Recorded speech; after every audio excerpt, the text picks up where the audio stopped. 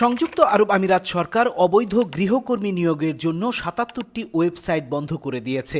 Gulf নিউজের খবরে বলা হয়েছে, মোহরে নিয়োগ অভিযানে লাইসেন্সবিহীন সোশ্যাল মিডিয়া অ্যাকাউন্টগুলোকে লক্ষ্যবস্তু করে এসব সাইট বন্ধ করা হয়।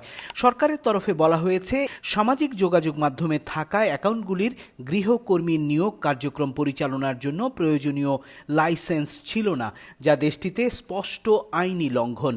মন্ত্রণালয় স্পষ্ট করেছে, লাইসেন্সবিহীন নিয়োগ সংস্থা বা গৃহকর্মী সেবা প্রদানকারী এসব সোশ্যাল মিডিয়া প্ল্যাটফর্মগুলির সাথে কাজ করার ফলে ক্লায়েন্টরা তাদের আইনি অধিকার থেকে বঞ্চিত হতে পারেন, যা কেবলমাত্র লাইসেন্সপ্রাপ্ত অফিসগুলোর সাথে কাজ করার সময় সুরক্ষিত থাকে।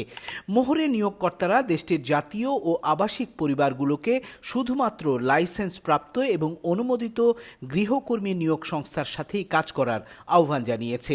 একই সাথে অবৈধভাবে চাকরি দেওয়ার কথা প্রচার করে এমন সোশ্যাল মিডিয়া অ্যাকাউন্টগুলোর সাথে জড়িতদের সতর্ক করে দিয়েছে।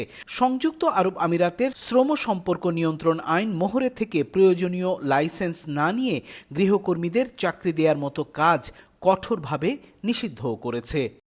বাংলাদেশের মাইলস্টোন স্কুলে ফাইটার জেট বিধ্বস্ত হয়ে শিশু ও শিক্ষকদের প্রাণহানির ঘটনায় শোক জানিয়েছে বাহরাইনের পররাষ্ট্র মন্ত্রণালয়।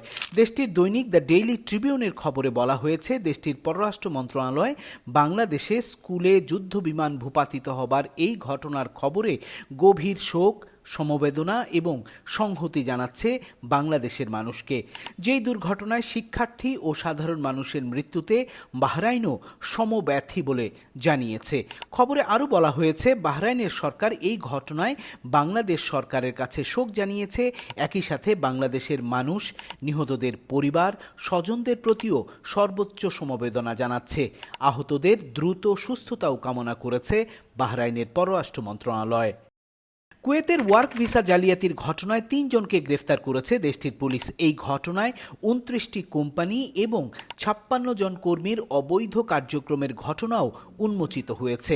গালফ নিউজের এক প্রতিবেদনে উঠে এসেছে এসব তথ্য। তাতে বলা হয়েছে, মানব পাচার এবং ভিসা জালিয়াতির বিরুদ্ধে সর্বশেষ অভিযানে কুয়েতের স্বরাষ্ট্র মন্ত্রণালয় একটি ওয়ার্ক ভিসা স্কিম বাতিল করেছে, যার মধ্যে একজন কুয়েতি নাগরিক জড়িত ছিলেন, যিনি তার আইনি কর্তৃত্বকে কাজে লাগিয়ে প্রবাসী কর্মীদের অবৈধ নিবন্ধন থেকে লাভবান হয়েছেন। এই অভিযানে ২৫টি কোম্পানি এবং ৪টি অনুমোদিত ব্যবসা জড়িত একটি জটিল নেটওয়ার্কের উন্মোচন করা হয়েছে, যা একজন ব্যক্তির নিয়ন্ত্রণে ছিল। জিজ্ঞাসাবাদে কুয়েতি সেই অভিযুক্ত ব্যক্তি স্বীকার করেছে যে ২ জন মধ্যস্থতাকারী, তাদের একজন সিরিয়ান এবং একজন ভারতীয়, লেনদেন সহজতর করতে তাকে সাহায্য করেছিলেন, যদিও শ্রমিকরা তাদের আবাসিক স্পন্সরকারী সংস্থাগুলি দ্বারা নিযুক্ত ছিল না। প্রধান সন্দেহভাজন নানান সুযোগ কাজে লাগিয়ে বিদেশি কর্মীদের নিবন্ধন এবং আবাসিক পারমিট বিক্রি করার জন্য ব্যবহার করে আসছিলেন বলে অভিযোগ রয়েছে।